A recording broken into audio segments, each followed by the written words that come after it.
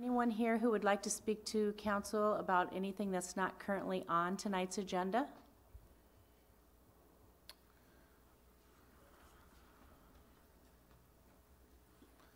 Please state your name and address. Roger Roth, Clark House. Last week, we talked about that little Hershey-Fulham roundabout. If I understand the proposal right, two property owners, they get a little addition to their driveway from the grant money. It's okay to have the roundabout. Problem, and here it is.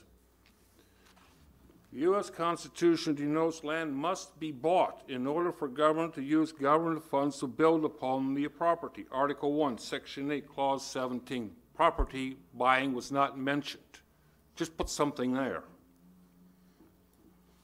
One cannot be in violation of constitutional law and the laws of the United States. 18 U.S.C. 242. Article 6 in the U.S. Constitution states the U.S. Constitution is the law of the land. We got to go by that in relation to this roundabout. On the evening of 8 February 2018, the City Council proposed to see if the owners of their driveway will okay the city to add to said driveway using grant monies for the roundabout at the Hauser Street and Fulham Street intersection. This has serious repercussions.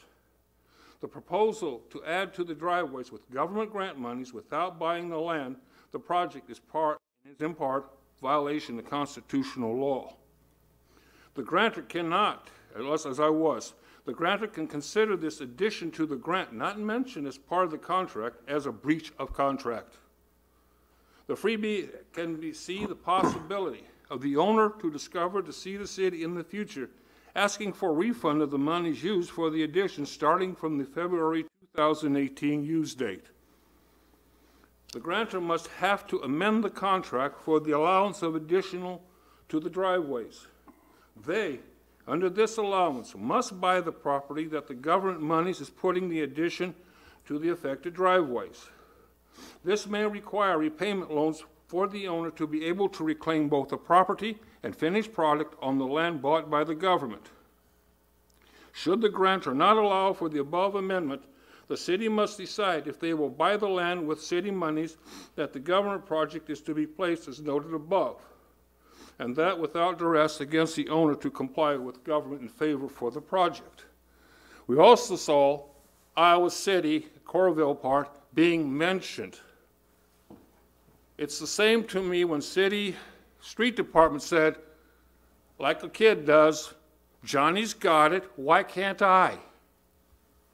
They never mentioned the Quad Cities. Is it the possibility Quad Cities are not interested in roundabouts, and yet something a lot less in size is begging for them? We got to look at the financial area too. We got 99 counties of people paying taxes. Why can't we just save that money for real emergencies? We got a flood zone down here. Why don't we save that for the state to say, we have a problem, our streets are flooded? Why take it from the federal government? They're already bankrupt anyway. Let's save that money too. If we really need a roundabout, you really got to sell us other than they've got one. Thank you. Thank you, Mr. Roth. Anyone else? Hearing nothing, we'll move on to the consent agenda, which is number 5.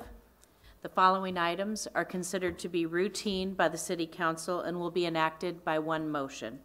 There will be no separate discussion of these items unless a council member so requests, in which event the item will be removed from the consent agenda and considered in its normal sequence on the agenda. Is there a motion to approve tonight's consent agenda, which includes items 6A through C, items 8A through N, item 9A, items 12A, and tonight's bills totaling $6,005,537.33.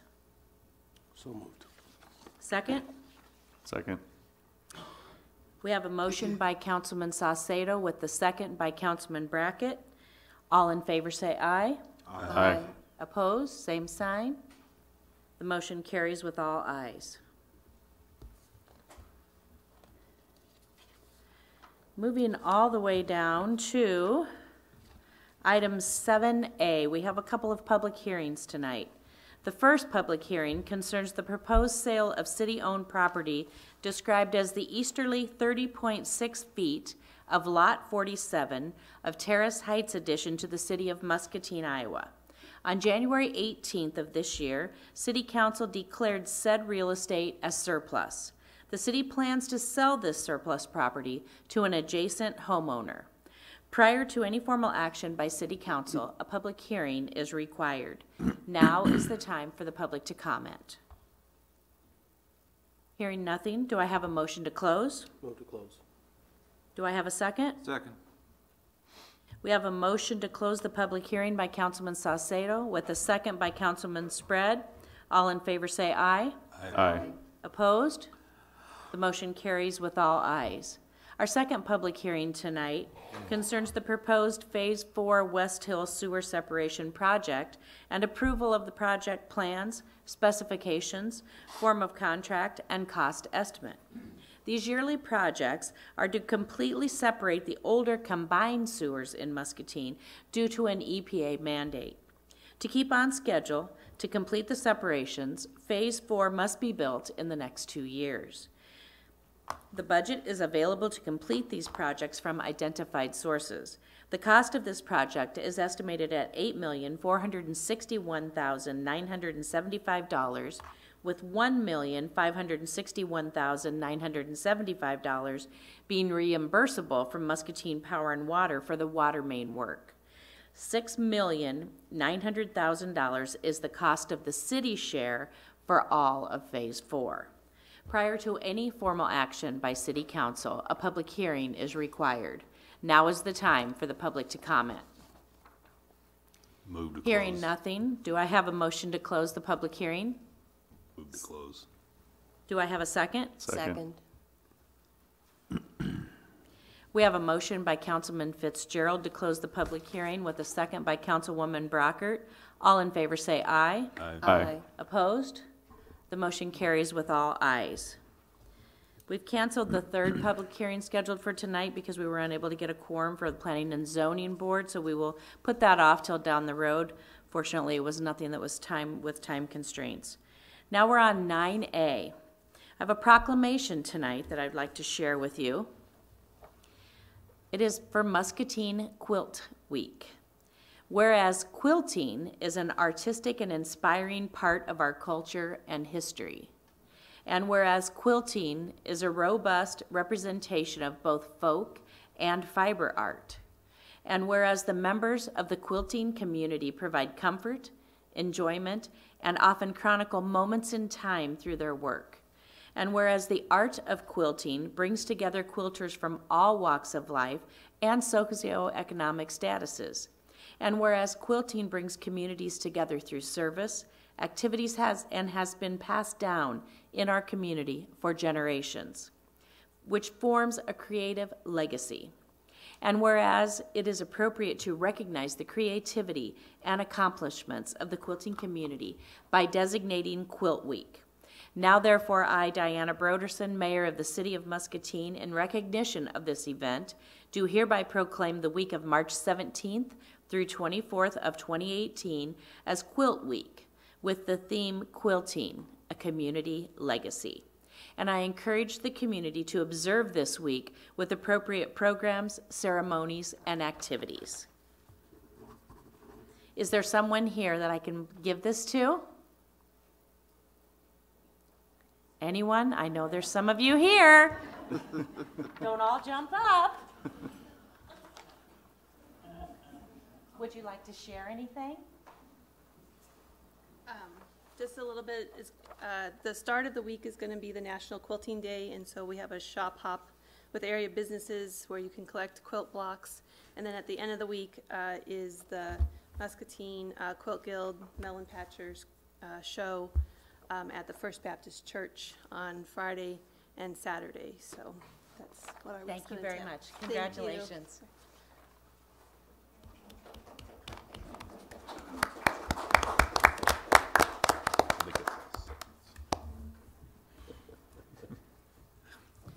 We're going to move on down to 11A on tonight's agenda. We have a resolution authorizing the sale of city property, which regarded our public hearing A. Is there a motion to adopt the resolution as submitted? So moved, Your Honor. Second? Second. We have a motion by Councilman Fitzgerald with a second by Councilman Harvey. Is there any discussion? Hearing none. Councilman Spread, how do you vote? Aye. Councilman Harvey? Aye. Councilwoman Brockert? Aye. Councilman Saucedo? Aye. Councilman Malcolm? Aye. Councilman Fitzgerald? Aye. And Councilman Brackett. Aye. The resolution is adopted with all ayes. 11B, we have a resolution approving an executed deed for the sale of surplus property to Bruce A. Bean, which was our public hearing A. Is there a motion to adopt the resolution as submitted? So moved, Your Honor. Second? Second. We have a motion by Councilman Spread with a second by Councilman Brackett. Is there any discussion? Hearing none. Councilman Malcolm, how do you vote? Aye. Councilman Brackett? Aye. Councilman Fitzgerald? Aye. Councilwoman Brockert? Aye. Councilman Harvey? Aye. Councilman Spread? Aye. And Councilman Saucedo. Aye. The resolution is adopted with all ayes. We're on 11C. We have a resolution approving Phase 4 of the West Hill Sewer Separation Project and approval of project plans, specifications, form of contract, and cost estimate. And that's what we talked about in Public Hearing B. Is there a motion to adopt this resolution as submitted? So moved. Second?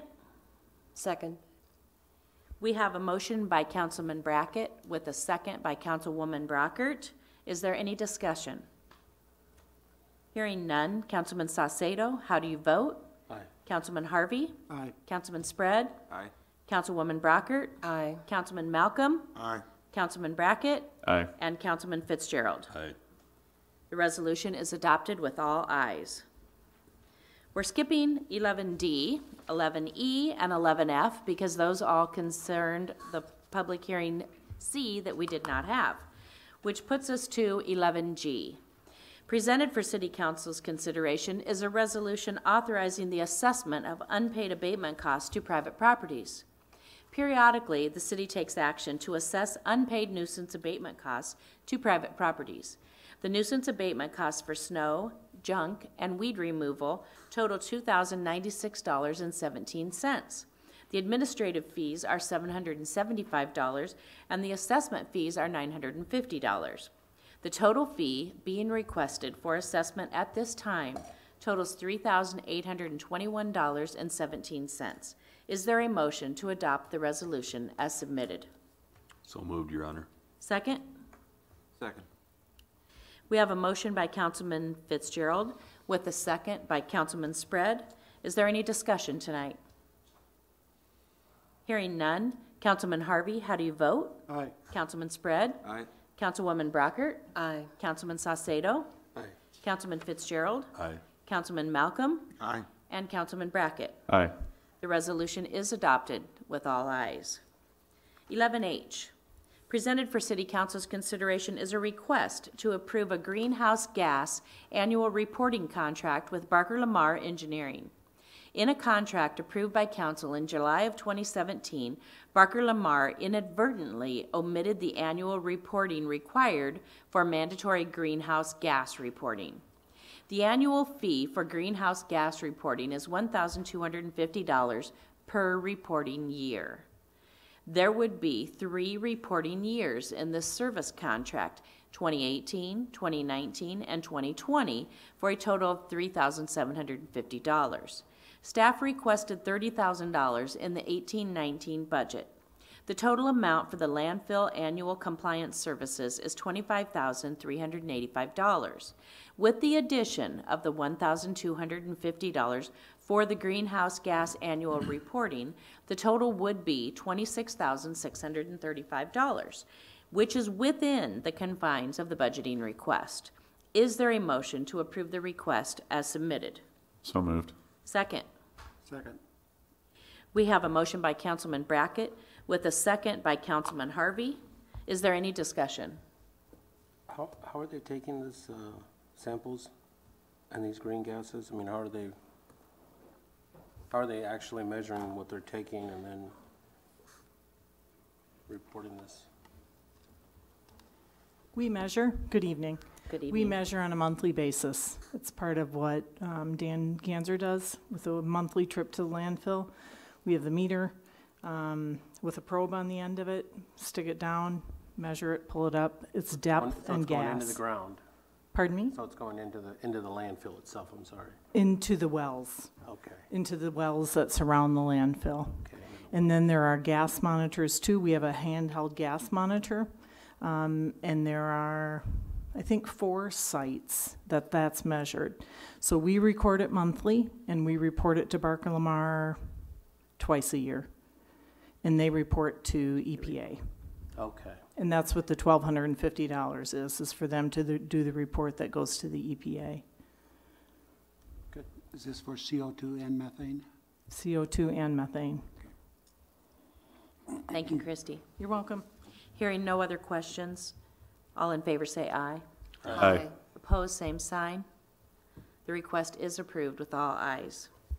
11I, presented for City Council's consideration, is a request to approve the purchase of a 1-ton truck for refuse collection.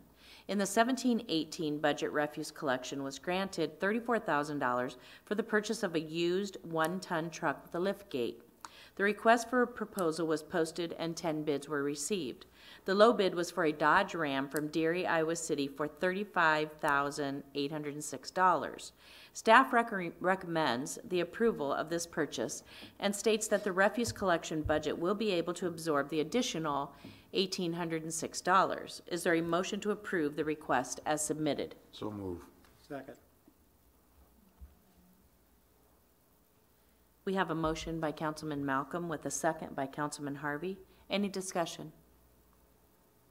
Hearing none, all in favor say aye.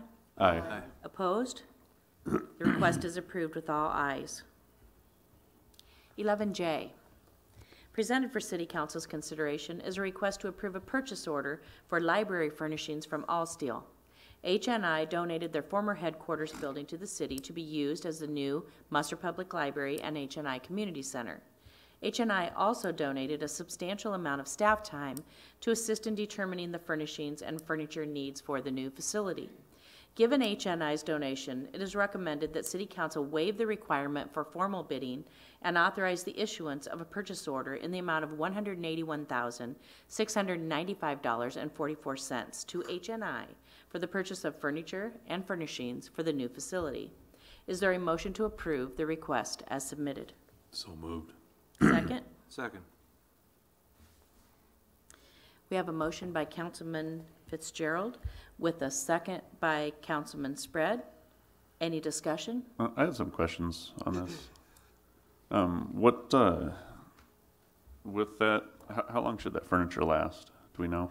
Is that when are we going to be looking at furniture again in the future?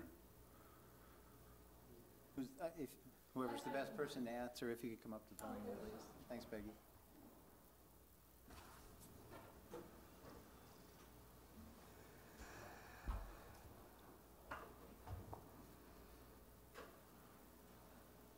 Thanks, Kelsey. Yep. Peggy Gordon, 802 Weir Street, Allsteel member and working as part of the furniture team for the library and library board member. So we have taken into consideration durability when it comes to selecting textiles. One of the members on our design team has a commercial design background with malls. So she was in charge of selecting textiles, finishes, all that stuff to make sure that we had the durability. The other furniture, all the other furniture carries the standard H&I warranties, which are a limited lifetime. So I do have that for Pam and Okay. for us. We wanted to make sure that we selected items that were, one, durable, but also proper for the use. Right. As we sat with the team, they pointed out some things, especially in the children's area, that they needed adjusted. So we took into consideration children crawling or climbing on things. But with anything, if you misuse product, you're going to have to replace it at some point. Mm-hmm. But I mean, we're sitting on product that's 10 years old at All Steel or longer. I mean, so. What furniture brand is in the library now? It's a mixture. More recent purchases have been a few items that Paragon brought in that were non-H&I. Some, I believe, are more traditional library furniture companies. Yeah. Okay. I mean, you will get some select seatings, task chairs. We actually do have All Steel in the back office that was replaced about between 6 and 8 years ago. And we'll be taking that product and putting it in the back offices, down in the technical areas and things like that. So we'll be repurposing about 6 workstations that were just purchased in the last 8 years.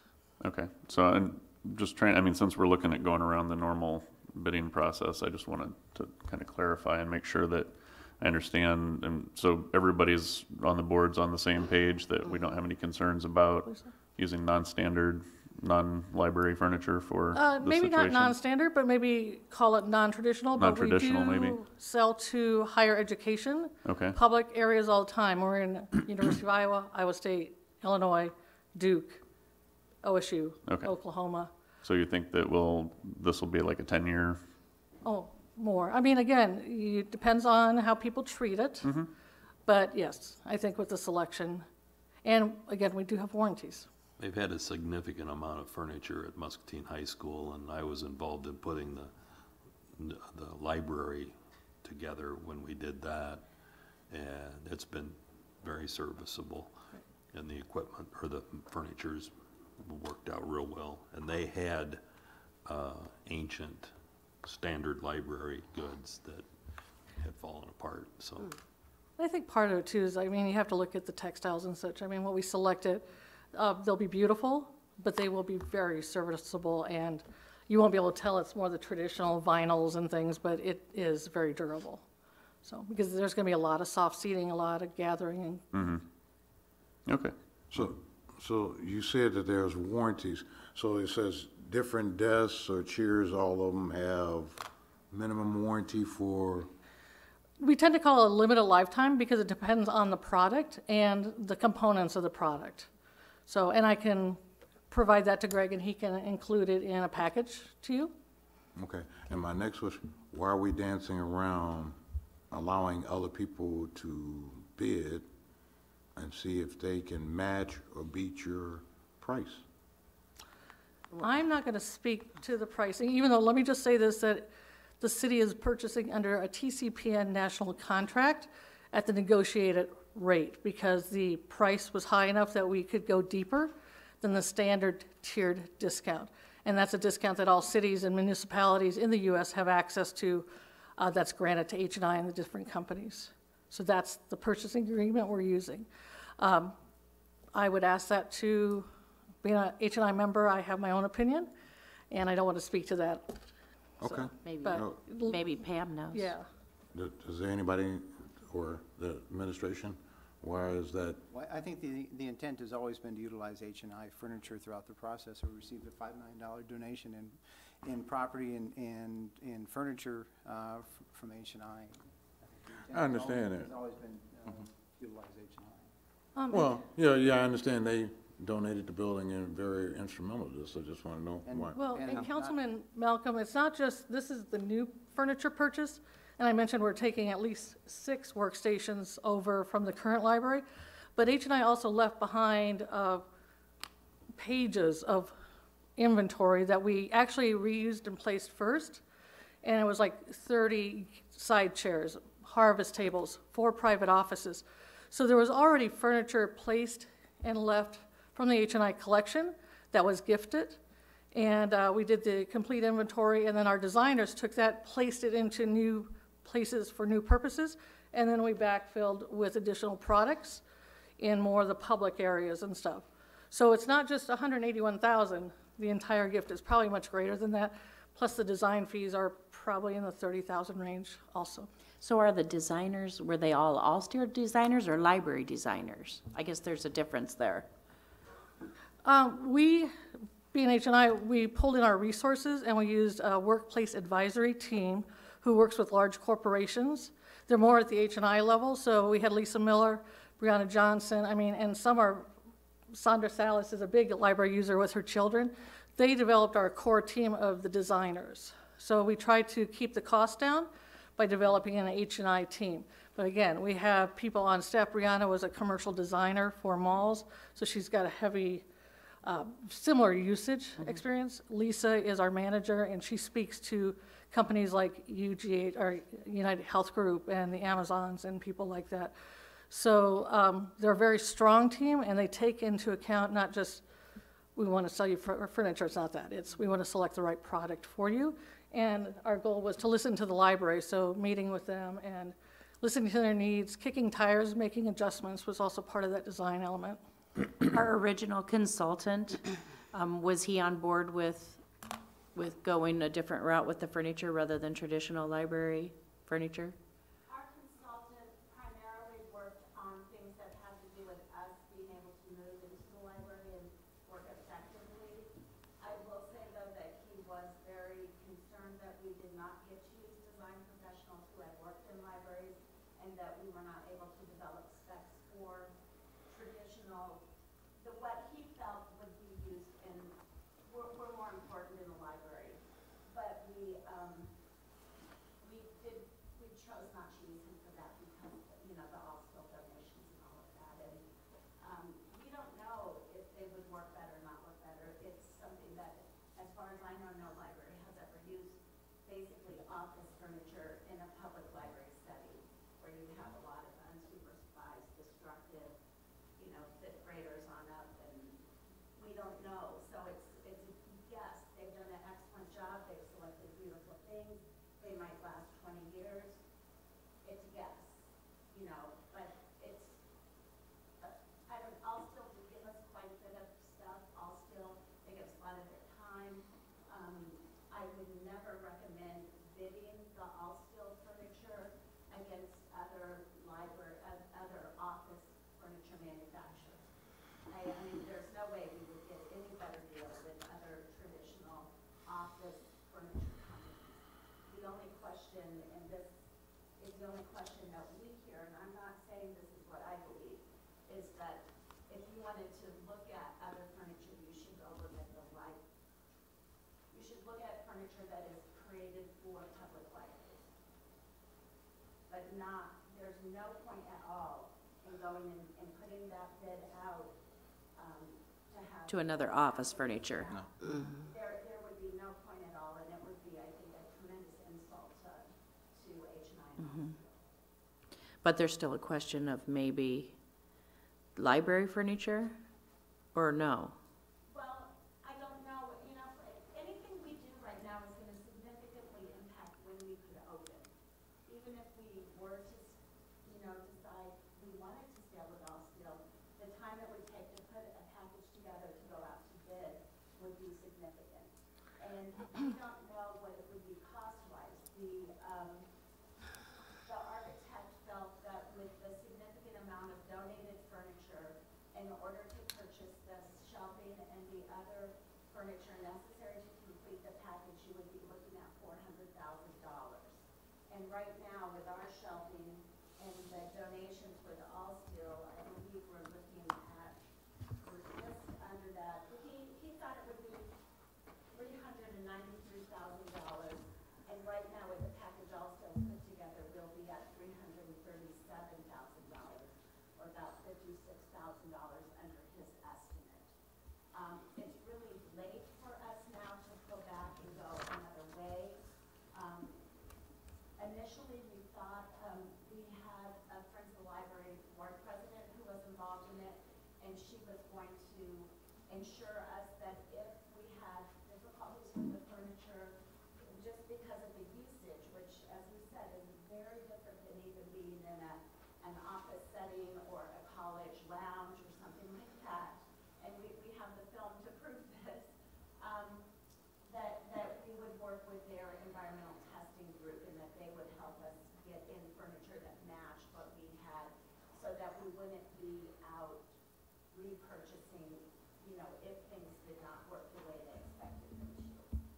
To be honest, there's a lot about this building that is kind of a guess. It's not a traditional library building. We're working really hard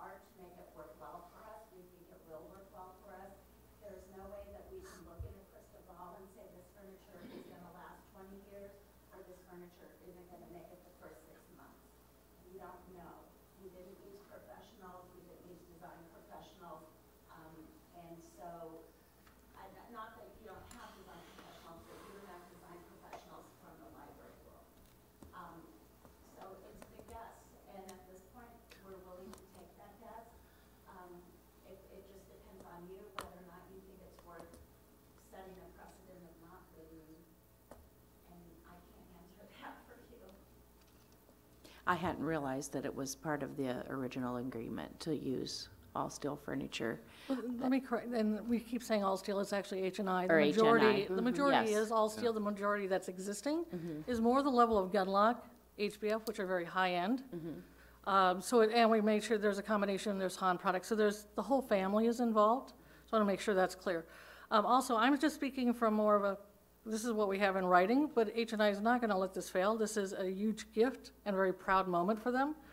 And also, I would make an offer, I can't get it done probably in the next week or two, but we could have our experts speak to you because, again, they speak to corporations and cities and universities all the time. Lisa recently was working with you and I with their Schneider Center or something. So again, they are furniture frequently used in high-use areas, not maybe a traditional desk, chair, library, but we're talking more collaboration, gathering spaces now, as opposed to what we would have thought of a library 20 years ago. So, but if you would like, I can see if Lisa can even, or Brianna, could do a conference call, webinar type thing and speak to that. Because they are the experts, they are the designers. Like I said, Brianna's got a commercial design background, and she was more than willing to come and speak if necessary. If I may, Peggy, what is the primary difference between what we've been referring to as traditional library furniture as opposed to what H&I is proposing? I'm not certain. I don't know if it's a paradigm that people think of H&I as more workstations and desk and files. Pam, can you explain that? Okay. Okay. Maybe you should come up here, Pam. I'm wondering about the folks at home missing a large portion of what we're talking about. Sorry about that. No, I'm sorry, I just stayed back there. I realized I'm kind of dusty. But usually when public libraries, and those are the only libraries I want to speak to, a public library environment is very different than a college-level library environment or a school library environment where you have teachers in the rooms at almost all of the time.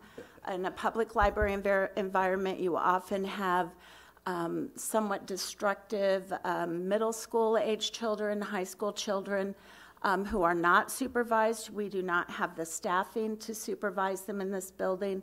As you all know, this building is 4 floors. We are not adding much staff at all. So that, and it is not uncommon for public libraries to have areas that are not always staffed. The problem in a public library is you get such a range of people. You get unsupervised children, you get destructive children, you get people who are homeless and haven't bathed in any, recent weeks or anything.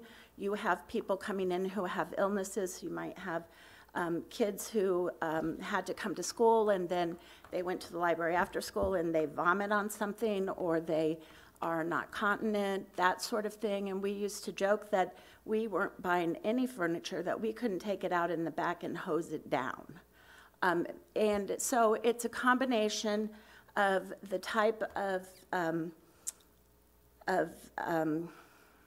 what do you even call it? The type of fabric that you use and the coatings that are on the fabric, along with the durability. We are not in a setting where you have professionals who come in and sit at the desk very nicely and they don't spill their coffee and they don't jump up and down on it and they don't, they're not behaving in a destructive manner. They're adult professionals.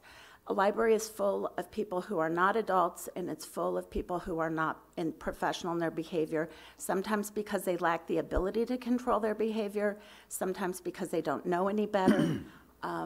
It's a different environment. So a lot of library furniture, it might not be as beautiful as some of the furniture that we'll be getting, but it is meant to last with severe abuse. So it's mostly hard surfaced versus fabric? No, it isn't anymore. It used to be, but now it's very intensely durable fabric. Well, I can tell you that probably 20 years ago, we redid the CAD lab at the high school. We've done it 2 or 3 times since. That they may have done it since I've left, but the chairs, the furniture that was put in there, we changed it out but there were some problems with certain pieces, but the furniture itself, for the most of the situation, wasn't a problem.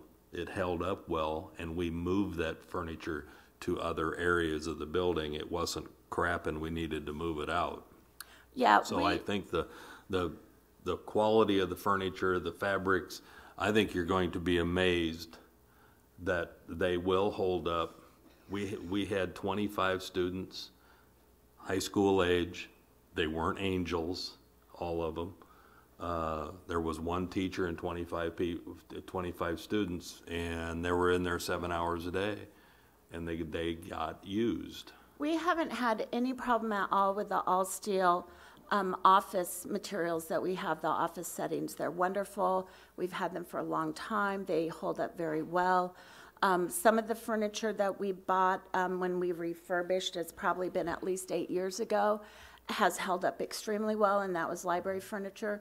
Some of it, over the weekend, we had this very large, round coffee table, no legs. It was just like a gigantic, round piece of wood. They took all the laminate off of it. Yeah. You know, I mean, those kinds of things happen. And it will likely happen with the all-steel furniture anyway.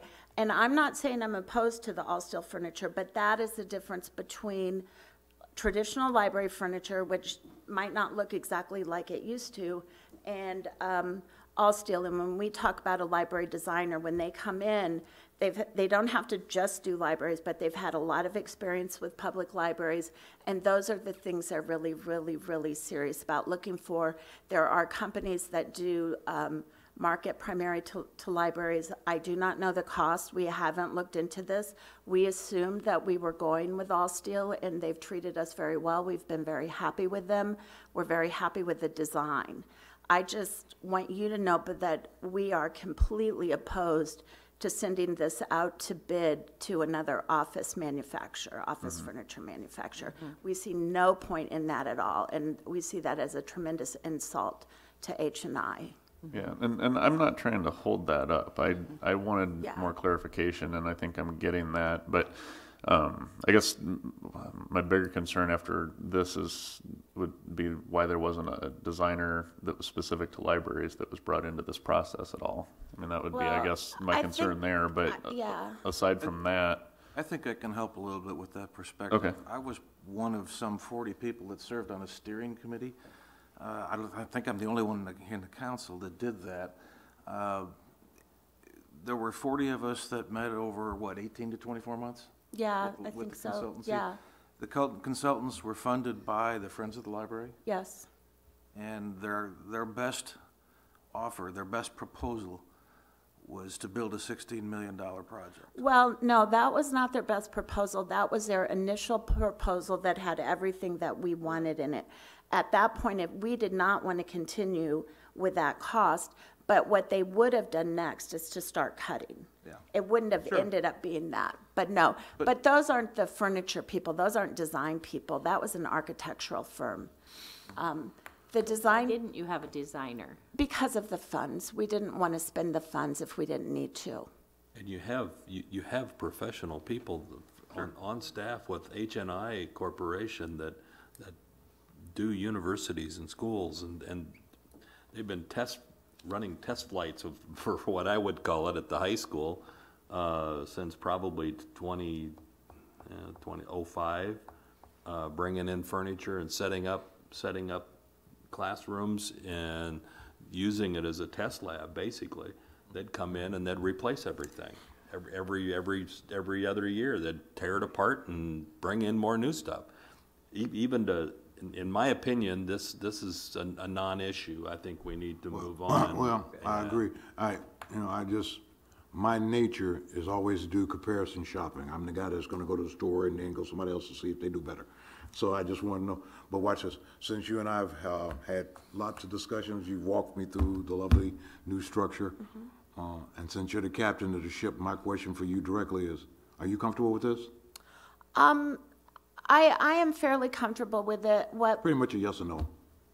Yes, I think we have to, be aware that we're not sure what will happen, but we have to place our trust in, in H&I, that if we do have problems, they'll help us out, and we haven't ever seen that that wouldn't be true. And Pam, Perfect. they mentioned earlier that she had mentioned that H&I has a do one at large a time. gift on this, and so they're happy.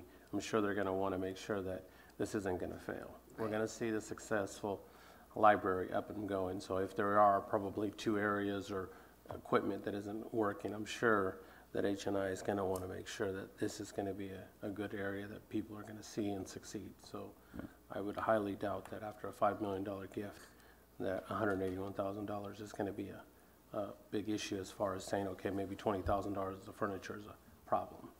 So I think they have a vested interest in making sure that the library succeeds, as we all do. I had go one, ahead. actually not for Pam though. So just because I'm not familiar with this, so we're all good as far as being able to bypass our normal procedure as long as we have a majority vote on that? Yes, it's described in the memo. Memo was reviewed by the city attorney, and just to be clear, it's not in the contract. I think it was just it's been the intent all along to utilize H&I and their team of experts. And then So it separately, wasn't in the contract? Not in the contract itself, but it's been the intent all along to utilize H&I. Sure. My question was just that. It's a local Legality. policy. State law, there's no state law that Okay. that affects this purchase. It's local policy that you're waiting Okay. to allow for the purchase, and the city attorney's reviewed the memo. Okay, I'm just a new guy, want to make sure I'm, Absolutely. following the right advice. I agree wholeheartedly. Typically, we want to get the best price. I don't know that I necessarily believe in lowest bidder under the current state of Iowa rules, because we don't always get the best product in that case. But I think that we could work to improve that with our state legislature. But it is the law of the land for certain purchases. Okay, but we're all good on this then? Yes. Yeah. And I think what I heard Pam say was, we would have never considered getting bids for other office furniture, but perhaps a different type of furniture, a library furniture, and I think that was some of the questions. Right. And I Okay. think, isn't Yeah, I'm that the good next with it. agenda item? Count, did you have, Shelving. yeah. All right. Hearing no other discussion? All in favor say aye. Aye. Opposed? The request is approved with all ayes. 11K, presented for City Council's consideration is a request to approve a purchase order for library shelving from LFI Incorporated. 2 bids were received for shelving, and the low bid was for $155,755 from LFI Incorporated. Staff requests that City Council authorize the issuance of a purchase order in the amount of $155,755 to LFI Incorporated. Is there a motion to approve the request as submitted? So moved. Second. Second. We have a motion by Councilman Brackett with a second by Councilwoman Brockert. Is there any discussion? Hearing none, all in favor say aye. Aye. Opposed, same sign. The request is approved with all ayes. 11L, presented for City Council's consideration is a request to approve a contract with Shive Hattery for the planning and design of the Park Avenue Lane conversion. The city worked with Shive Hattery to submit a grant to the Iowa Department of Transportation for traffic safety improvement grant funds. The grant was approved, and the design for construction needs to begin. Staff is recommending that City Council approve this request to contract with Shive Hattery in an amount not to exceed $27,000. Funds for this project are available in the roadway maintenance budget. Is there a motion to approve the request as submitted? So moved, Your Honor. Second. Second. We have a motion by Councilman Fitzgerald with a second by Councilman Spread. Any discussion? All in favor say aye. Aye. Opposed? The request is approved with all ayes. 11M, presented for City Council's consideration is a request to approve a professional service agreement with Impact 7G for the historical documentation of a garage located at the intersection of Mulberry and 2nd Street. Before final design and construction can begin at this intersection, this structure must be documented because it is eligible for the historic record. The estimated cost of this project is $15,350. This would clear the way for the building to be demolished at a later date. Is there a motion to approve the request as submitted? So moved. Second. Second. We have a motion by Councilman Fitzgerald with a second by Councilman Spread. Is there any discussion? Yeah, I'm curious, I'm new, I'm like Kelsey, I'm new, so why are we considering this garage? This is the roundabout at Second Oh, and okay, Mulberry. okay. This is the building that, or one of the buildings that's affected by that building, and it does have some historical value and we're required to So if the, do this work in advance of. you put the roundabout in, that means that That building will garage come down. has to come down, okay, okay. This is the work that's required in Okay. order to do that. If you also recall, so Impact 7G has also submitted the paperwork to defederalize both intersections with FHWA and IDOT as well. But that doesn't mean we're still not going to have to do this historical. Sure. Well, our historical preservation organization would feel offended if we just knocked it down and didn't do something We with still it. have to follow state laws. Yeah. So the business will have to relocate, or is they going out of No, business? it's. This is the corner it's- building owned by It's owned by H&I. H&I. Oh, okay. I'm thinking of this tire place. It's been used, no, it's been used, the tire place is across the street. Okay. That one will not be touched. but Okay. This one has been used by H&I for a variety of things, and they've used it for high schools, I think softball or baseball teams. They've been very good with it, so. So HNI owns the building, Correct. but we're going to pay for the, As Yes, part of the project. to justify the removal. That's part of the project cost. okay. Any other discussion? Hearing none, all in favor say aye. Aye. Opposed, same sign. The request is approved with all ayes. 11N, presented for City Council's consideration is a request to approve an agreement with Terracon for soil borings on the Grandview Avenue project. The city contacted two firms to do soil borings, Terracon and Braun Intertech. Braun Intertech declined the proposal as they are extremely busy right now and would not be able to do the work within the deadline. Staff recommends that the City Council approve the proposal from Terracon in the amount of $25,250. Is there a motion to approve this request as submitted? So moved. Second? Second? We have a motion by Councilman Harvey with a second by Councilwoman Brockert. Is there any discussion? Just a question, how many boring samples are they take? And where? And where? That makes me want to ask how many exciting samples are they going to take? Sorry, couldn't help it. I believe there's 10, but I would have to check on that and confirm that. And are they for you. just gonna just, Periodic spacing, Periodic, about every as 10 requested feet by or 20 Bolton feet? Mank, who was doing the design for us. So yeah, any areas that are questionable sub-base, basically it's just structural engineering, to make sure that the road can handle whatever. protections and things like that? All that kind of stuff, see what's underneath the base of the roadway, everything else, so. I can get the exact number if you'd like it. I think it's 10 if I remember correctly. I was just wondering about, so they're just the cost. I mean, if it was for two, that would be high, but if normally they're usually around 2,500. Usually it goes by foot. When you quote the drilling, it's so much per foot depth, so it's 10, and they, depending on how deep they go, that varies the price a little bit. Thank you. Will they basically be drilling in the existing roadway since, Primarily within the right of way, that's- for sure, yes. because that's where the new one's going? Correct, so, yeah. all right. Yep. It won't be off to the side? No, it won't, it would have to be inside the right of way, which is where the project limits are, so there may be off to one side or the other, but it won't be outside of the right of way of the roadway.